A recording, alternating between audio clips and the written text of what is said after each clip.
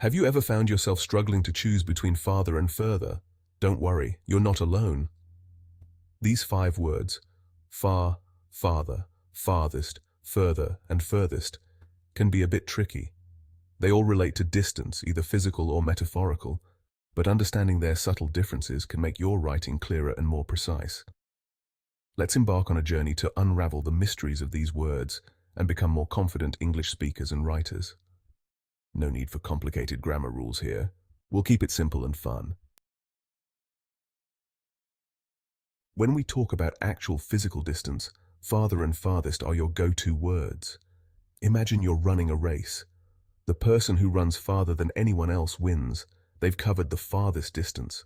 John ran farther than Mary. The farthest galaxy ever observed is billions of light years away. See? Easy peasy. Farther and farthest are all about how far something is physically.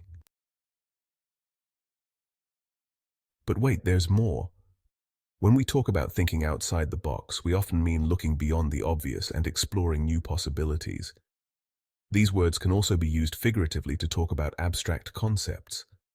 They help us express complex ideas in a more relatable way. We can use further and furthest to discuss things like time, progress, or degree. For instance, how far we've come in a project, or how much more we need to achieve. The meeting will be held until further notice. This means the meeting will continue indefinitely until a new update is provided. We need to discuss this further. This implies that more detailed conversation is necessary to reach a conclusion.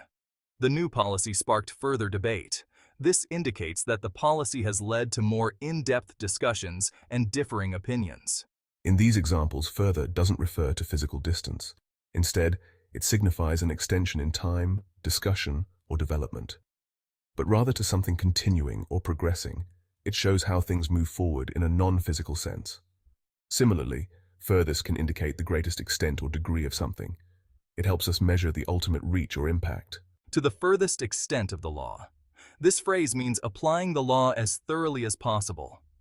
The furthest reaches of space. This describes the most distant parts of the universe that we can explore. As you can see, further and furthest are versatile words. And furthest can add depth and nuance to your writing. They allow you to convey more precise meanings and subtleties. When you're talking about more than just physical space, they help articulate ideas that go beyond the tangible world. Section 4. Farther versus further. The great debate. This is a topic that has puzzled many for years now. For the million-dollar question, what's the difference between farther and further? It's a common query that often leaves people scratching their heads. Traditionally, farther is used for physical distance, while further is used for metaphorical distance. This distinction has been taught in schools for generations. He walked farther into the woods. Physical distance. Here, farther clearly indicates a measurable distance. She decided to pursue the matter further. Metaphorical distance. In this case, further is used to signify delving deeper into a subject. However, in modern English, further and furthest are often used for both physical and metaphorical distances. This shift reflects the evolving nature of language. The gas station is a mile further down the road, physical distance. Here, further is used in place of farther without any confusion. We need to explore this issue further, metaphorical distance. Again, further is used to indicate a deeper investigation. So, while the distinction between farther and further exists, it's becoming less strict in contemporary usage. Language is always evolving, and so are the rules that govern it. Section 5. Far and away the most confusing. Far can be a little trickier, so let's break it down step by step to make it easier to understand. As an adjective, far can be used before a noun or after a linking verb, like is or seems. This means it describes the distance in relation to something else. We have a far journey ahead of us.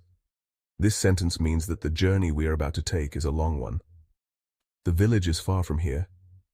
Here, far describes the distance of the village from our current location. As an adverb, far can modify a verb, but it usually can't come directly after a noun. This means it describes how something is done. They traveled far and wide. Correct. This means they traveled over a large area. They traveled far distances. Incorrect.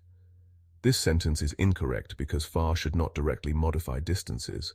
Instead, you can often use a long way or a great distance to convey the same meaning more accurately.